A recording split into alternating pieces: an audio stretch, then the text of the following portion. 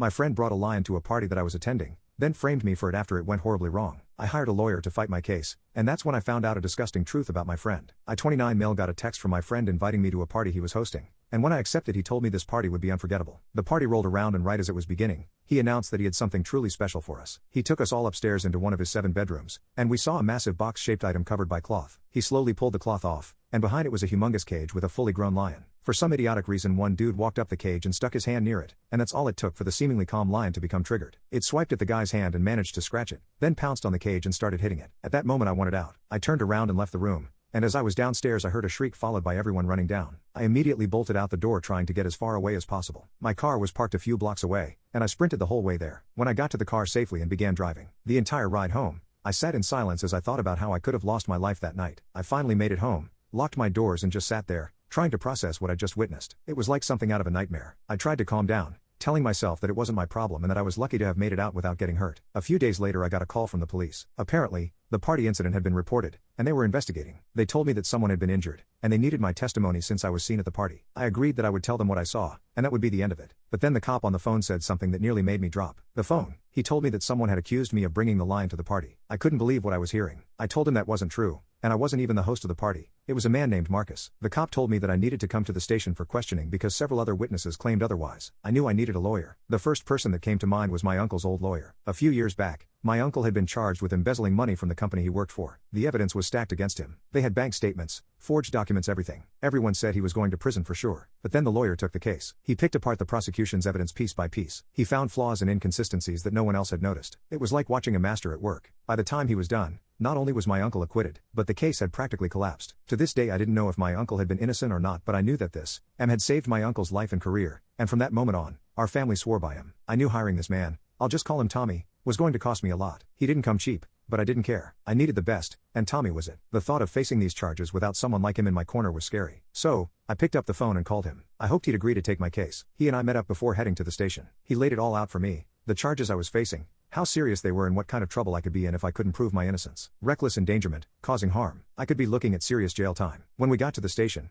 they started questioning me about the party, the lion, everything. I told them the truth, that I was just a guest and that I had no idea Marcus had planned something so reckless. But then they started bringing up witnesses. Multiple people claimed they saw me with the lion and said I was involved in bringing it to the party. I was stunned. These people were flat out lying. I kept telling the cops it was Marcus, but the more they pressed me, the more I realized just how deep this mess really was. Leaving the police station after that interrogation was one of the most surreal moments of my life. I just spent hours being questioned about something I had nothing to do with, and the cops were treating me like I was guilty from the start. By the time they were done, I was completely drained. As soon as I walked out of the station, there was Tommy, waiting for me. He was leaning against his car like this was just another day at the office for him. But I knew better. I knew that behind the calm persona, his mind was already working overtime to figure out how to get me out of this mess. As soon as I reached him, he didn't ask how it went. He didn't need to. We both knew this was just the beginning. We drove for a while in silence, and I could feel the weight of everything pressing down on me. Tommy said that he wasn't going to sugarcoat anything. He said it was going to be tough. The first thing we worked on was my alibi, but they already had people saying I did it. Tommy then told me that people lie, especially when they're scared, or they're trying to cover their own butts. He explained that we were going to dig into these so-called witnesses and find out who they really were, but the real key that we had to find was Marcus, since he brought the lion in. He laid out the plan like it was nothing. Hearing him talk like that gave me a sliver of hope. Maybe there was a way out of this after all. Tommy and I started digging into what really happened that night. A few days into the case, Tommy called me into his office. As soon as I sat down, he cut straight to the point. He said that he figured out what Marcus was up to. He told me that it was about his social media. I didn't understand the correlation between social media and the lion until he said that Marcus was known on Instagram for throwing these great Gatsby-sized parties, and the parties he threw were popular. It's how he built his brand, and up until a few months ago, his social media engagement was through the roof. But then he said he did some digging and found out that his engagement online had taken a nosedive recently after something happened to one of the girls at his party, and he didn't do anything about it. They tried to cancel him,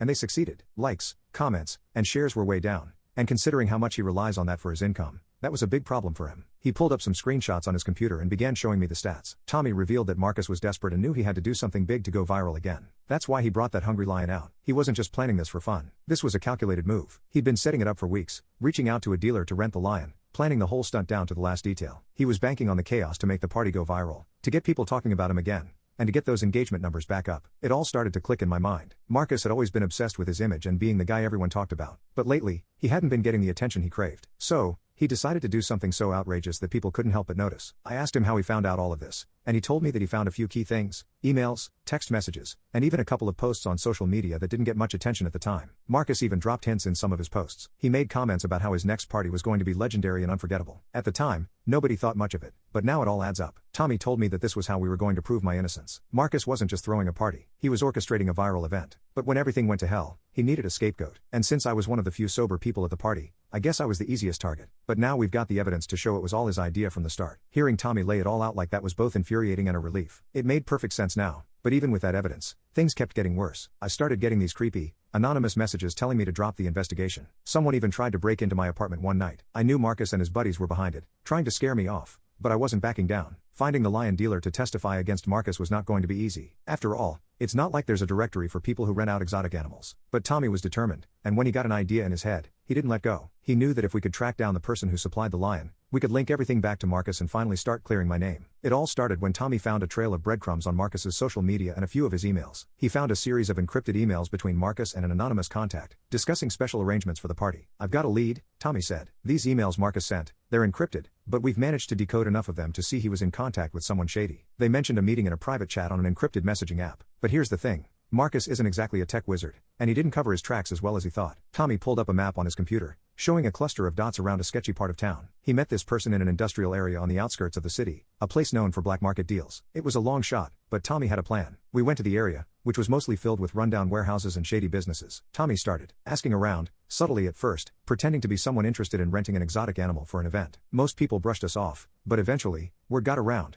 and someone pointed us to a guy named Rick. After a few days of digging and following up on leads, we found him in a dingy warehouse on the edge of town. The place reeked of animal musk and decay, and the second we stepped inside, I felt nauseous. Tommy approached him with caution, knowing we had to play this just right. Rick eyed us suspiciously. We told him that a friend of ours recently rented out a lion, and we were trying to do the same. We told him that the friend sent us. He then asked who the friend was. We told him it was Marcus, and as soon as he heard that name, he eased up. We then asked him if he could give us the rundown on the price and how he knew Marcus. Rick hesitated, but then he shrugged. He said that Marcus came to him a few weeks before the party and said he needed something big, something that would get people talking. Rick told him a lion wasn't exactly a petting zoo attraction, but Marcus didn't care. Marcus paid him a small fortune for the lion and didn't ask too many questions. Tommy exchanged a quick look with me, a look that said, "We've got him." Rick's confession tied everything together. Marcus had sought out the lion dealer himself, paid top dollar and set the whole thing in motion. It was the final piece we needed to prove that Marcus had set up the stunt from the very beginning. After getting Rick's testimony, we headed to Marcus's neighborhood. I remembered that one of his neighbors had a doorbell with a camera that pointed directly across the street from Marcus. When we got there, we asked the woman living there if we could check her footage due to the incident. She agreed,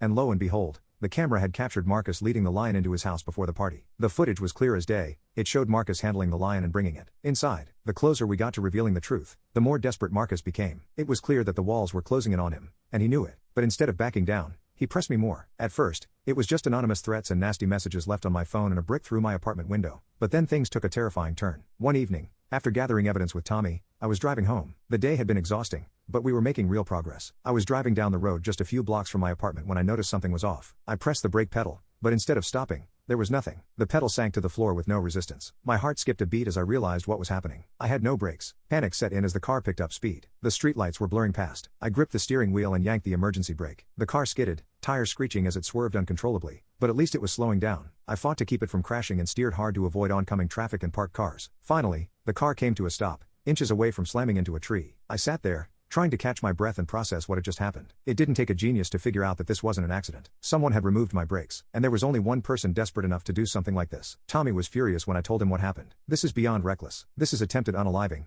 he said. Tommy told me that we'd get my car examined, and if we found proof of tampering, we'd have him on even more charges. With the footage, the dealer's testimony, and everything else we had, we went back to the cops. This time, they couldn't ignore the evidence. Marcus was arrested for endangering lives, reckless endangerment, and trying to frame me for the whole mess. He was screwed, and there was no way out for him this time. After everything came to light, the charges against me were dropped. I was cleared of any wrongdoing, but the whole experience left me shaken. I had been dragged through hell for something I didn't do, and it almost ruined my life. Marcus ended up facing a laundry list of charges and was looking at serious prison time.